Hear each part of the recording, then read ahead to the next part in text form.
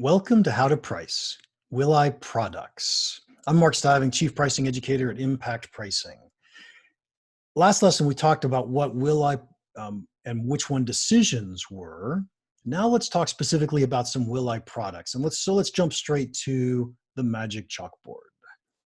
A will I product is a product where most of the time buyers are only making a will I decision. They never go on to compare this product to a competitive alternative. For example, iPhone is probably my favorite example.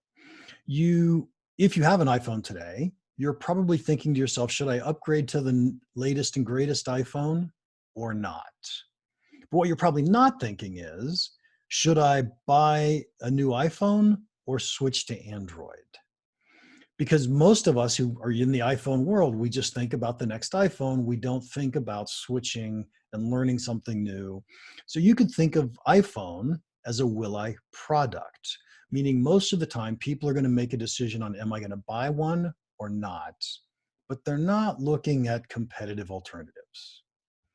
So let's look at a bunch of examples. We just saw the Apple iPhone. Why is that a will I product? Well, it probably has to do a lot with switching costs. Once we've got the customer into that space, it's really hard for them, or they're very unlikely to want to switch back out and go do something different. That switching cost, think of that as a category or a way for you to think about how you might create some will I products. Another one is LinkedIn. LinkedIn is a great example where they've got this huge differentiation. It's the only place that I know of in the world where you can go find all of these different people and essentially their resumes, and they're communicating with each other about what they're capable of, what they appreciate in the work world, not in the personal world. They've got such huge differentiation here that if you wanted to be a recruiter, if you wanted to go find people in a sales organization, boy, it's pretty hard to say, look, I can go get that someplace else. You would think of this as a will I product brought on by huge differentiation. Popcorn at the movie theater. What a great example this one is. I like this example because I think of it as an option. You walk into the movie theater, you've said, yeah, I'm going to buy my ticket. And then once you're in there, they're going to try to sell you more stuff. So popcorn, ridiculously expensive once you walk in the movie theater, but you only get a choice between, am I going to buy it from this theater or not? It's essentially a will I product.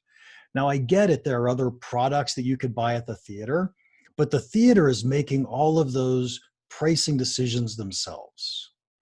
So from that perspective, it's still a will I product. When you think of the theater pricing small, medium, large popcorn, they're setting all those prices.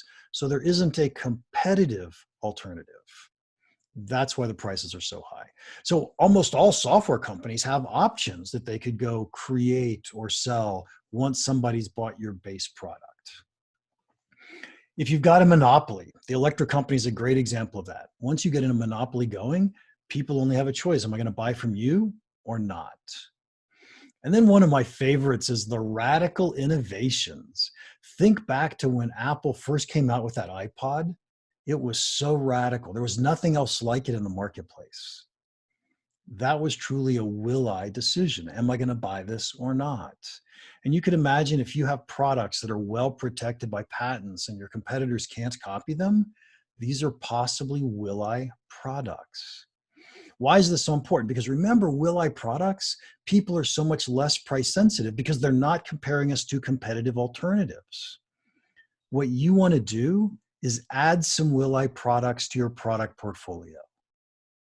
If you want to learn more about this, please check out the value-based business course at championsofvalue.com. We also have tons of other courses there, and I'll see you in the next lesson.